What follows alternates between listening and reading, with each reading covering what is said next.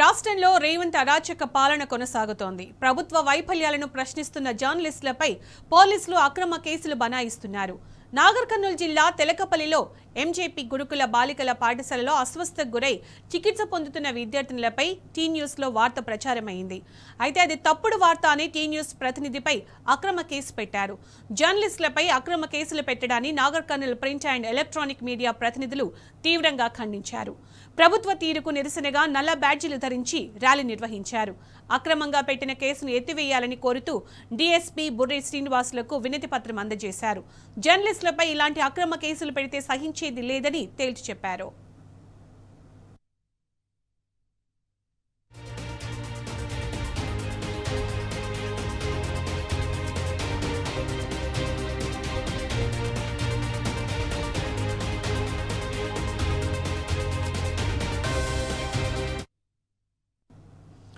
రాష్ట్రంలో రేవంత్ అరాచక పాలన కొనసాగుతోంది. ప్రభుత్వ వైఫల్యాలను ప్రశ్నిస్తున్న జర్నలిస్టులపై పోలీసులు అక్రమ కేసులు బనాయిస్తున్నారు. ఇక దీనికి సంబంధించి పూర్తి సమాచారం నాగర్ కర్నూలు నుంచి మా ప్రతినిధి శేఖరాచారి అందిస్తున్న. శేఖరాచారి, అసలు ఏం జరిగింది?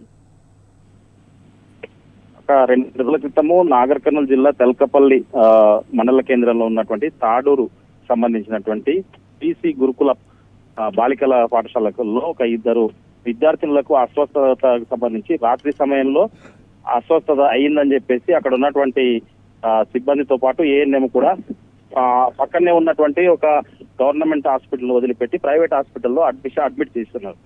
ఆ విషయం కొంతమంది యువకులకు తెలిసి అక్కడికి వెళ్లి ఆ సమాచారం సేకరించగా వాళ్లకు అక్కడ అంటే ఫుడ్ పాయిజన్ సంబంధించినటువంటి ఉన్నట్టుంది అని చెప్పేసి వాళ్ళు ఒక బయట కూడా మాట్లాడడం జరిగింది. దాని విజువల్స్ అక్కడ ట్రీట్మెంట్ ఆక్సిజన్ పెట్టినటువంటి విద్యార్థులకు ఆ ట్రీట్మెంట్ విజువల్స్ అన్ని కూడా టీన్యూస్ పంపడంతో టీన్యూస్ సంబంధించినటువంటి మనము ప్రసారం చేయడం జరిగింది ఆ వార్తను. అయితే దాన్ని దృష్టిలో పెట్టుకొని అక్కడ కావాలని చెప్పేసి ఇది తప్పుడు వార్త ప్రచారం చేశారంట అని చెప్పేసి స్థానికంగా ఉండేటువంటి టీన్యూస్ ప్రతినిధి పైన, తర్వాత టీన్యూస్ యాజమాన్యం పైన కూడా అక్కడ పోలీసులు కేసు నమోదు చేయడం, తెలకపల్లి పోలీస్ స్టేషన్ లో కేసు నమోదు చేయడం జరిగింది.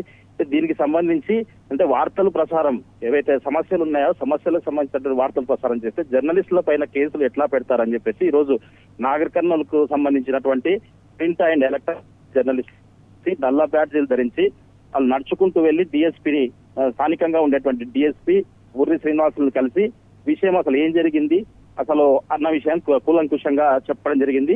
అయితే అక్కడ ట్రీట్మెంట్ అందిస్తున్నటువంటి క్రమంలో అక్కడ ఉండేటువంటి హాస్పిటల్లో ప్రైవేట్ హాస్పిటల్లో ఉండేటువంటి సిబ్బంది క్వాలిఫైడ్ కాదు, అతను సెల్ ఫోన్ మాట్లాడుకుంటూ అతను ట్రీట్మెంట్ చేయడం జరిగింది. అవన్నీ ఎవిడెన్స్ కూడా డిఎస్పీ చూపించడం జరిగింది.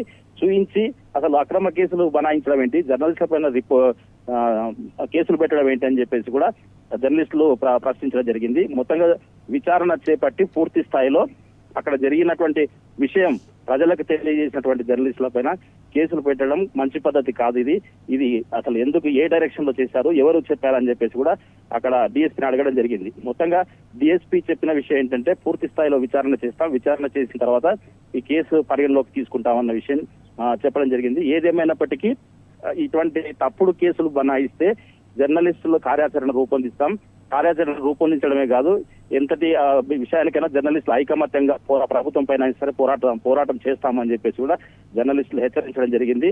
అసలు ప్రజలకు ప్రభుత్వానికి వారధిగా పనిచేసేటువంటి జర్నలిస్టులు మీద తప్పుడు కేసులు పెట్టడం ఏంటని చెప్పేసి ఏదో ఒక ఉద్దేశపూర్వకంగా ఏదైనా ప్రజలకు సంబంధించినటువంటి వార్తలు, ప్రజలకు మేలు చేసేటువంటి వార్తలు, ప్రశ్నించేటువంటి వార్తలను ప్రసారం చేసినటువంటి టీ న్యూస్ పైన కక్షగట్టి ఇదంతా చేయడం జరిగిందని చెప్పేసి కూడా టీ న్యూస్ ప్రతినిధులు చెప్పడం జరుగుతుంది. అక్కడ వచ్చినటువంటి జర్నలిస్టులు మొత్తంగా ప్రభుత్వం కానివ్వండి, తర్వాత అధికారులు కానివ్వండి, జర్నలిస్టుల పైన ఇలాంటి తప్పుడు కేసులు బనాయిస్తే ఊరుకునే ప్రసక్తే లేదని చెప్పేసి కూడా వాళ్ళు డిఎస్పీ వద్ద విన్నవించడం జరిగింది. డిఎస్పీకి ఒక వినతి పత్రం కూడా అందజేయడం జరిగింది. Sunitha. Right Shekharachari, thank you.